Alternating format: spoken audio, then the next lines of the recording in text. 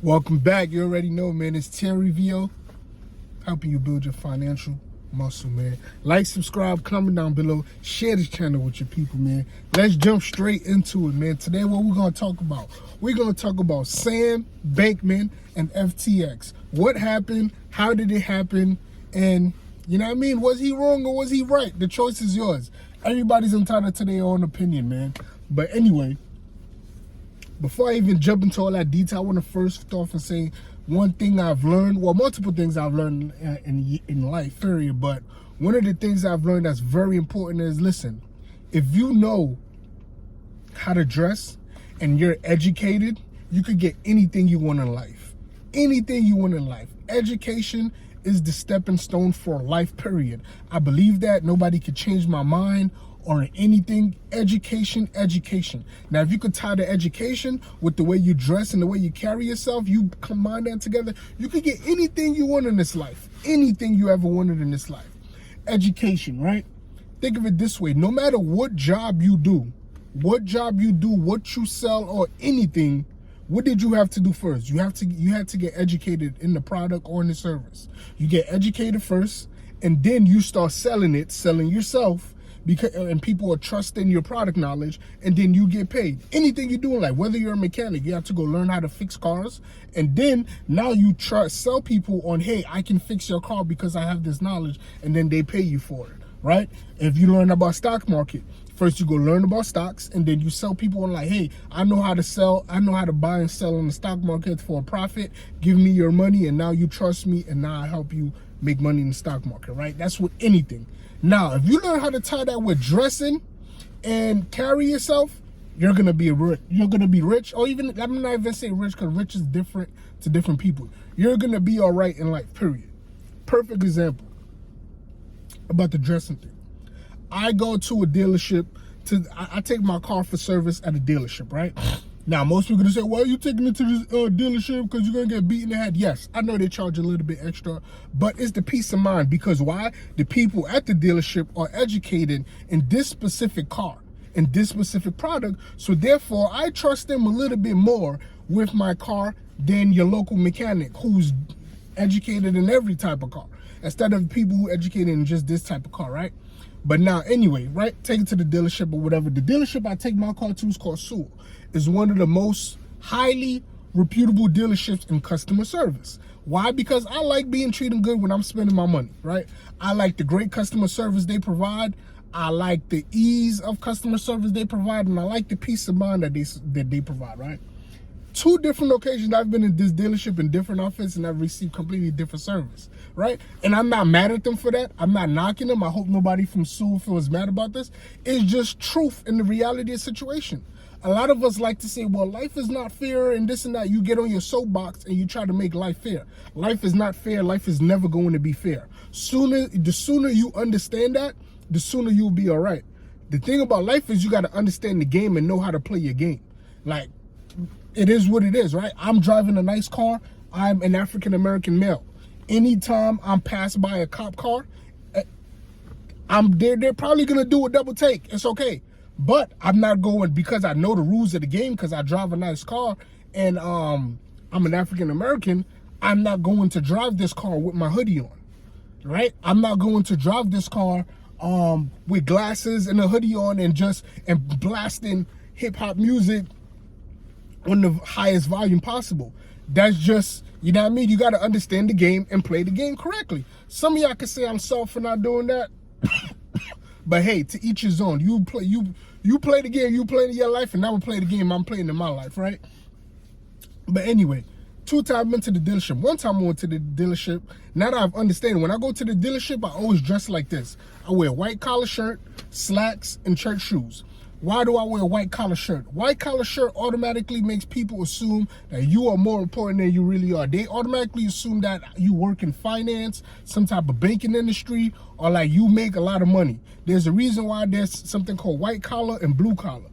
White collar people don't usually sweat during the day, which is why they wear white collar, because they don't sweat. They sit behind the desk, they sign paper all day. Blue collar worker, and I'm not trying to knock anybody who does blue collar work, I'm just calling out the facts of the situation. A blue collar worker, like a mechanic, or dark color, like what you would call like a construction worker, any of those type of job where it's labor intensive, you're gonna wear a dark collar shirt because you are sweating most of the day. Now, most people, because they associate this white collar, right, with money and people who make more money than you think they do. Anytime I'm wearing a white collar shirt and I have a conversation with anybody, they keep eye contact with me. They hold on to every word I'm saying. They say, excuse me. Oh, sir, I apologize to interrupt and all of that good stuff, right? Because of the white collar, because of the prestige around the white collar, right? Now, the dealership story. I go to the dealership one time just like this. White collar, gray slacks, churches on a Saturday morning. You know that's the busiest day of the dealership, right? Saturday morning, got my nice watch on, wedding ring. I'm chilling, right? I pull up. The tech come out. Before I pull up, they already had my car up on the board or whatever. It's one of them nice dealerships. They take your license plate, they got your car up or whatever, right? So now he looks at my car. He sees me. The tech come in. Hey, how you doing? You look at the boy. Hey, Mr. VO. Thank you for coming in today. How can we service you today? All of that good customer service. I tell him what the issue is. He runs inside to get an advisor. An advisor come out with a blazer, with a white collar, just like me, right? And he's talking, hey, sir, how you doing? What can we do to help you today, man? Like, he's talking to me like he think I'm worth $2 million. He's like, hey, thank you. Hey, do you want to take a seat? Do you want a bottle of water? He going through the whole motion. Like, oh, don't worry about it, sir. Don't worry about it. He's asking the tech to grab my jacket from the car. You mind bringing him his jacket while he sits inside away? All of that good stuff, right? Because why? Because I'm wearing a white collar. He automatically it's a Saturday morning. Look how I'm dressed. I'm probably a high value person that he needs to be taken care of. On the flip end, one day I was rushing, and this by mistake, I didn't mean to do this.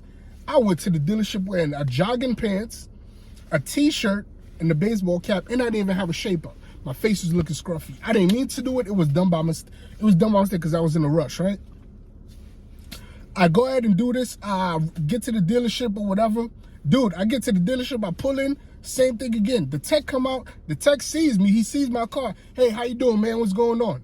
He's straight to the point. What's going on? Like, what you doing here? Because of the way I'm dressed, right? He's looking at me like, I tell him what's wrong with my car. He like, hold on. He goes inside, get another tech. The tech, I'll get the advisor. The advisor come out, and I'm telling like, oh, look, something wrong with my bumper or whatever. I think if you guys can get somebody fix it from the body shop. He just looks at me and goes, well, he probably said 3 sentences to me. Well, hey, how you doing, man? Oh, your bumper, something wrong with your bumper? Oh, all right. Well, the body shop is closed right now. So look, buddy, there's nothing we could do for you right now. Straight cold and to the point. I'm like, damn, I was just here the other day. I got completely different service. I didn't say that to him. That's what I'm calculating in my head. But I'm like, oh, I'm dressed different. Oh, look, he doesn't even recognize who I am, or I'm not wearing the outfit of somebody who's worthy. Cool. But that just shows the difference in how people treat you in the way you dress and the way you carry yourself. With all that being said, man, Sam Bankman, first of all, with a name like Sam Bankman, you should have knew Sam was wrong. That is too much of a perfect name for somebody who's running some type of financial operation, right? Anyway, Sam Bankman with FTX. What was FTX? To put it in a very short nutshell, FTX was a platform. He created his own cryptocurrency, right? Where you could buy crypto on there, and it has its own exchange. How was Sam able to come up with this? Sam is actually very educated. Sam went to MIT, one of the top schools the top school in the United States of America. MIT, both of his parents are graduates from Stanford and actually are still currently professors at Stanford University. So all his life, he's been around smart people. His degrees in mathematics, so he know how to manipulate numbers, right? So with that being said, Sam decides, like, I'm going to create this platform. People are going to invest in this platform, and they're going to give me their money, and I'm going to leverage that money that they're investing in. Every time somebody buys cryptocurrency, for that FTX cryptocurrency, he takes that money and he goes out to a bank and he gets the loan on that money. So he's leveraging himself up to the eyeball, and he just spending the money. He's 30 years old. What else did you think he was going to do with the money? right? He's a smart kid. He found a glitch, and but that's honestly illegal, right? Because FTX, if you really look at it, the first question you should ask about any investment that you're making is, what is the true value of this, right? And I've already explained this before. Bitcoin is valuable because Bitcoin is only 18 million that's ever been made. Only 18 million will ever be around. So scarcity makes it valuable. Ethereum. Why is Ethereum valuable? Ethereum is valuable because most other the cryptocurrencies need Ethereum to survive, even Bitcoin. They use that Ethereum as their base of cryptography or whatever. They use Ethereum as their base, so that makes it valuable. Those are the only two cryptocurrencies that I think are valuable. All the other rest of that stuff, man, whatever. You can invest in it if you want to, but it is what it is. But with that being said, right, those are the only two. But now FTX also is a great name. F Finance, X, exponential growth. Like, it's a great name also for the business. But anyway, people come on the website or they come on his platform, buy FTX because they think it's going to be worth more money. And he takes your money and he leverages it by going to the bank, taking 10x time the money he actually had. For example, if he had $1 million and how much people bought FTX, he goes take out a loan for 10 million and he do whatever he want to do with that. And then if he get more people to get up to 10 million, 10 times 10 is 100. So he takes $100 million loan and he just kept on doing this and doing this and doing this and doing this till what happens? It eventually pops. It is what it is. It eventually pops, right? So now that it eventually pops, everybody want to arrest him and be mad at him for what he doing, talking about he scammed them. But guys, no business. He took a business from 500,000 to 500 million in a year. No business grows that fast. Like, it just doesn't happen. If a business grow that fast, it doesn't have time to actually build real value to grow that fast. So with that being said, man, Sam got everybody. Everybody's pissed because why? You know why he was able to get everybody? Because he was educated and he knew how to carry himself. He knew how to take that little bit of money he had, manipulate the numbers, and go get big loans from banks, right? To do whatever he really wanted to do because he knew he was educated. They were going to believe in his education and they just thought he really knew what he was talking about.